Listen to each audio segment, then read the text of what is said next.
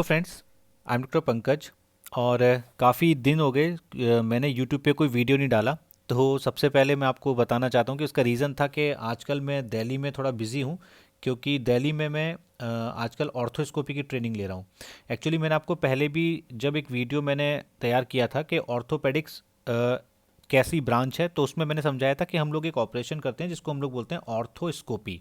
Arthroscopy का मतलब होता है कि हमारे जो जो जॉइंट्स होते हैं, जैसे कि नी जॉइंट हो गया, उसके बाद शोल्डर जॉइंट हो गया, डिफरेंट डिफरेंट जॉइंट्स होते हैं, तो उसमें हम बहुत ही छोटा एकदम स्मॉल इंसिजन देते हैं और उससे एक कैमरे को उस जॉइंट के अंदर डालते हैं। जैसा कि इस फोटो में आप देख सकते हैं कि यहाँ पे जो इंस्ट्रूमेंट पकड़ा हुआ है, इसको हम लोग बोलते हैं ऑर्थोस्कोप। ये एक तरीके का कैमरा होता है। और ये जो जॉइंट है इस पेशेंट का, यहाँ पे ये नी है, तो इस नी जॉइंट में हम इस कैमरे की हेल्प से अंदर जाते हैं और बहुत ही छोटा सा इंसिजन देके, बहुत ही छोटा सा एक चीरा लगा के उसका ऑपरेशन करते हैं। तो ये एक स्पेशलाइज्ड ट्रेनिंग होती है जिसको हम लोग ऑर्थोस्कोपी बोलते हैं। तो इसी में मैं थोड़ा बिजी था। तो अब हम कुछ का लास्ट एक डेढ़ महीने में जो कमेंट्स आए हैं इंपॉर्टेंट, उनको एक बार देख लेते हैं। तो पहला कमेंट है कि सर मैंने 9 to 12 इंग्लिश मीडियम से की है और आगे मैं नीट की प्रिपरेशन कर रही हूँ और मैं हिंदी में प्रिपरेशन करना चाहती हूँ, बिकॉज मुझे लगता है कि मैं हिंदी में बेस्ट कर सकती हूँ। देखिए, इनका बोलना है कि इन्होंने 9 से 12 मतलब कि 9, 10, 11, 12 ये 4 साल इन्होंने इंग्लिश मीडियम से किया है और अब ये हिंदी मीडियम में नीट की तैयारी करना चाहती हैं, क्योंकि इन्हें लगता है कि हिंदी मीडियम में बेटर कर सकती हैं। देखिए, करने को तो आप बिल्कुल कर सकते हैं, बट जो दिक्कत लगती है इसमें, अगर मैं अपने नज़रिए से सोचूं कि आपने 4 साल इंग्लिश में तैयारी की, आपने इंग्लिश पढ़ी, तो जो बायोलॉजी की जो टर्मिनोलॉजी जो होती है, जो बायो में जो टर्म्स यूज़ होते हैं, इन्होंने सारे के सारे पढ़े होंगे इंग्लिश के अंदर, और अब ये करना चाहते हैं हिंदी से। तो हिंदी में दिक्कत क्या आएगी, हिंदी के टर्म्स थोड़े अलग हो जाते हैं, तो इनको पक्का दिक्कत तो आएगी आएगी आपको इसमें। तो मेरा बोलने का मतलब है, जैसे कि मैंने तैयारी की थी, मैंने भी मतलब शुरू में हिंदी में की थी, फिर इंग्लिश में की थी। पर मैं क्या था, हम जिसको बोलते हैं कि भाई आप पढ़ो इंग्लिश, इंग्लिश पढ़ लो, पर उसको अच्छे से उसको हिंदी में समझ लो अपने। वो पढ़ते पढ़ते आदत हो जाती है। हम लोग जब इंग्लिश पढ़ते हैं तो क्योंकि हम लोग कोई, हमारी जो मातृभाषा है वो तो हिंदी है, इसलिए अगर हम चाहें, आप इंग्लिश पढ़ो या कोई भी और लैंग्वेज, आप हमेशा उसको मन में ही कन्वर्ट करते हो हिंदी के अंदर। तो आप इंग्लिश पढ़ लो और उसको हिंदी में समझ लो। मेन जो फंडा होता है ना, चाहे आप इंग्लिश में पढ़ो और हिंदी में, मेन होता है कि आपके जो कंसेप्ट्स हैं ना, जो कंसेप्ट्स हैं आपके, वो क्लियर होने चाहिए। और ऑब्वियसली ये बात कहीं काफ़ी हद तक सच है कि आपकी जो मदर टंग जो होती है, जो आपकी मातृभाषा होती है, उसमें पढ़ाई गई चीज़ें आपको जल्दी समझ में आती है, क्योंकि उस पर आपकी कमांड अच्छी होती है। बट अब इनके साथ दिक्कत वही है कि इन्होंने पिछले 4 साल पूरी इंग्लिश में पढ़ाई की है, तो टर्मिनोलॉजी में इनको दिक्कत आ जाएगी। तो और वैसे, पर आप अगर चाहें कि, तो आप कुछ शुरू में ट्राई करके देखिए कि आपको हिंदी में पढ़ के कैसा लगता है। अगर वो सही लग रहा है तो कोई दिक्कत नहीं, बट अगर आपको दिक्कत आती है तो आपको जो भी दिक्कत आएगी उसका सलूशन आपको करना ही होगा। नेक्स्ट है, सर एमएस में स्टाइपेंड मिलता है या नहीं? बिल्कुल।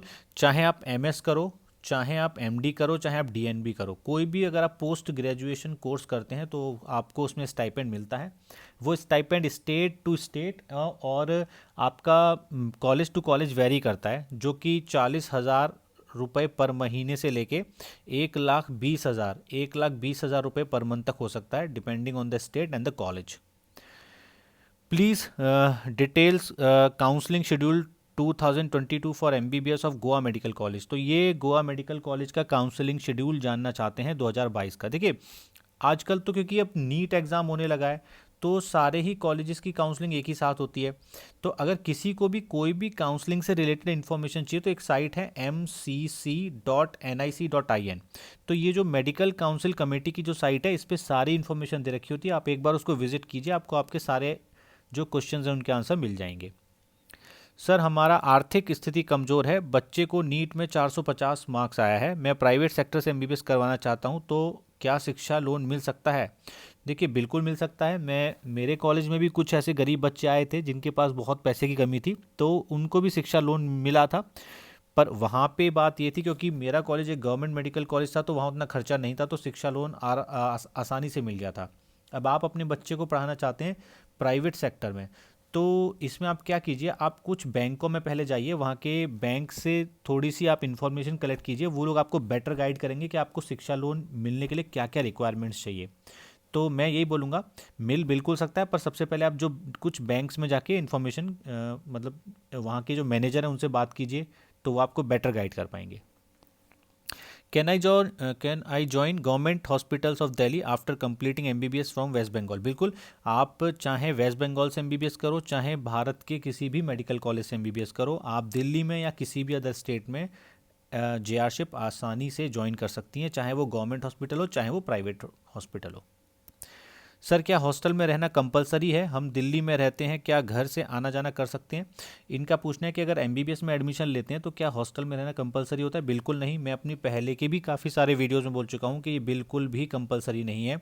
आप चाहें तो आप अपना घर से ही अप डाउन कर सकते हैं। बहुत सारे लोग होते हैं जिन्हें हम लोग डे स्कॉलर्स बोलते हैं, जो कि अपने घर से ही अप डाउन करते हैं। सर आपको ड्यूरिंग एमबीबीएस आसाम में लैंग्वेज की वजह से कोई प्रॉब्लम नहीं आई क्या?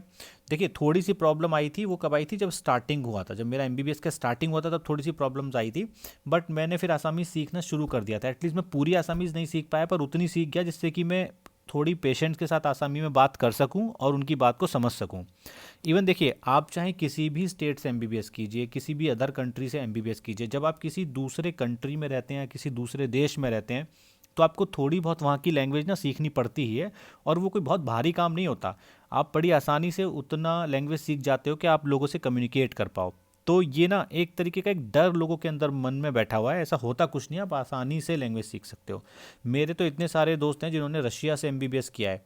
तो इवन आसामीज़ तो फिर भी आसान लैंग्वेज है, रशियन तो इतनी टफ होती है, फिर भी वो लोग अच्छी खासी रशियन बोल लेते हैं, क्योंकि रशिया में वो लोग 5 से 7 साल बिता के आए हैं। अगर आप किसी भी प्लेस पे 4 से 5 साल, 6 साल, 7 साल रह जाते हैं तो वहाँ की लोकल लैंग्वेज आपको थोड़ी बहुत तो आनी ही चाहिए, और वो कोई बड़ी बात नहीं होती है।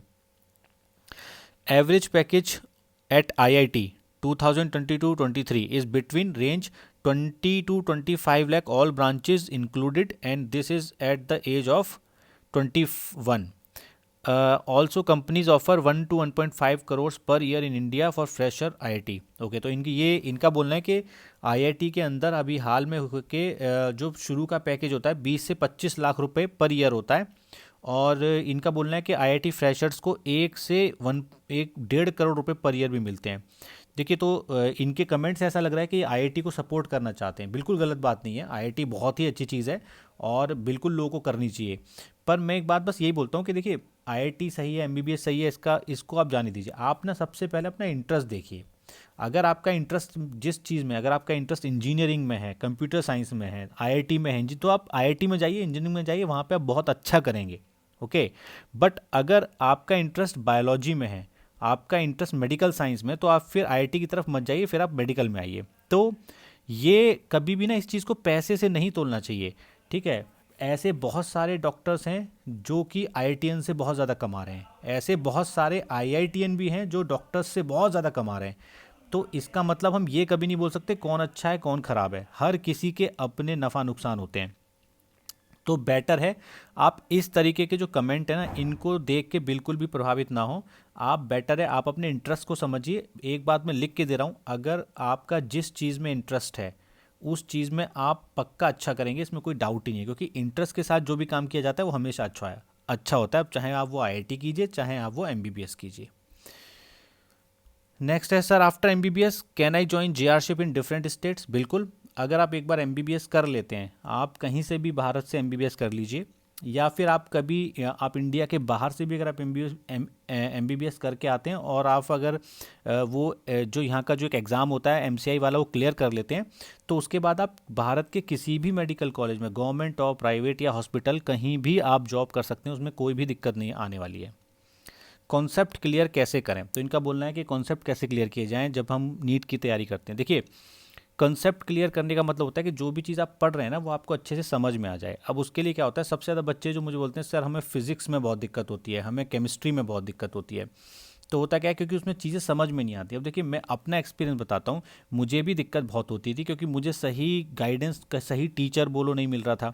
तो फिर मुझे मेरे कुछ टीचर्स मिले जिनके साथ पढ़ के मेरे काफ़ी सारे कंसेप्ट जो थे वो क्लियर हो गए। अब कंसेप्ट क्लियर करने के लिए अगर आपके बुक से पढ़ के हो जाए तो बहुत अच्छा, मतलब कि आपको समझ में आनी चाहिए चीज़ें। अगर बुक से पढ़ के नहीं हो पा रहा है तो फिर तो आपको या तो कोई टीचर चाहिए या कोई सीनियर चाहिए, कोई तो इंसान चाहिए जो आपको अच्छे से चीज़ों को समझाए। और समझा कौन पाएगा? जिसके खुद के कंसेप्ट क्लियर होंगे।